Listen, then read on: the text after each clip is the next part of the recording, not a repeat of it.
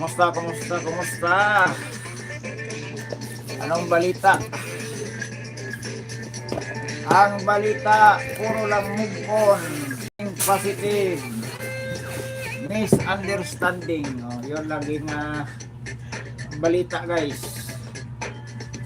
Ginagamit sa mga taong nasa gobyerno. Pag magreklamo ka, wala kang pera, move on ka.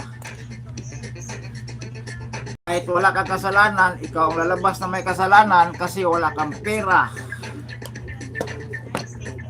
Nagtrabaho sila sa gobyerno, sumasahod sa buhi sa tao, tapos wala magreklamo ka, sabihin nila move on. Ganun talaga guys. Sino nakarelate sa mga sinasabi? Na pagdating sa barangay, sabihin lang nila na move on. May batas.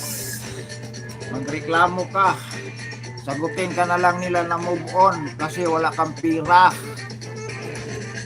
Diba Ma'am Grasilda? Punta ka sa barangay, hingi ka ng tulong, wala kang pira.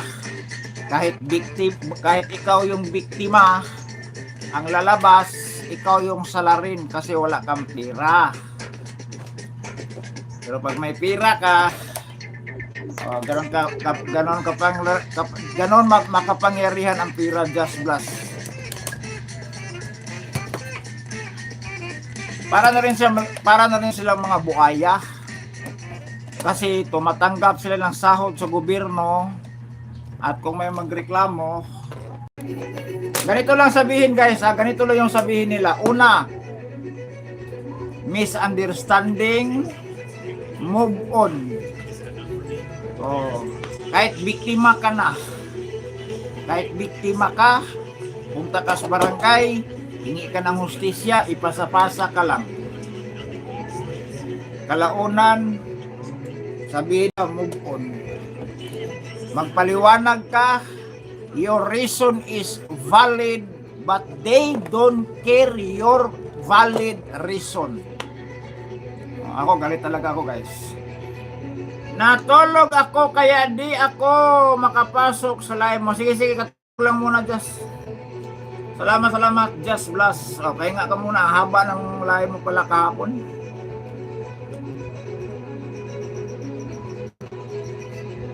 On the record yan guys. Ito yan, itinapon yung record ko. Hingi ka dito ng tulong, pasa ka doon, move on ang resulta.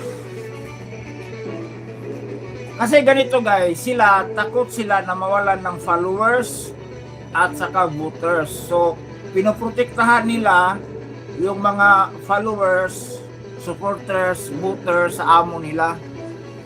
Lalo na, pag yung nireklamo mo, kakilala nila, maraming kakilala, pagdating sa eleksyon, mapakinabangan nila. Kung wala kang pakinabang, huwag ka nang umasa.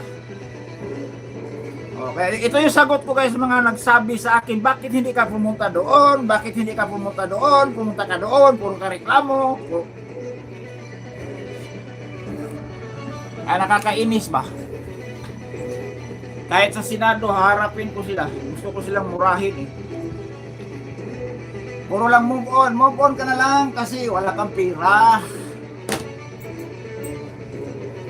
Nagpakumbaba naman tayo guys. But what I want is justice according by the law. Diba? Wala ba akong karapatan dahil inutil lang ako? Yun ang tanong ko. Yan ang gusto ko nga sagutin nila guys. Marami pala tayong guys, silent viewers. Yung iba, silent viewers na bigla lang sumulpot sa Facebook, magbigay ng mag-share ng blessings. Yung iba, secret viewers, secret followers, minomonitor yung mga sinasabi natin. Tapos pagdating sa chismis, may dagdag bawas. Ay nako, chismis pa more. Lahat ng mga sinasabi ko dyan guys, naka-record yan.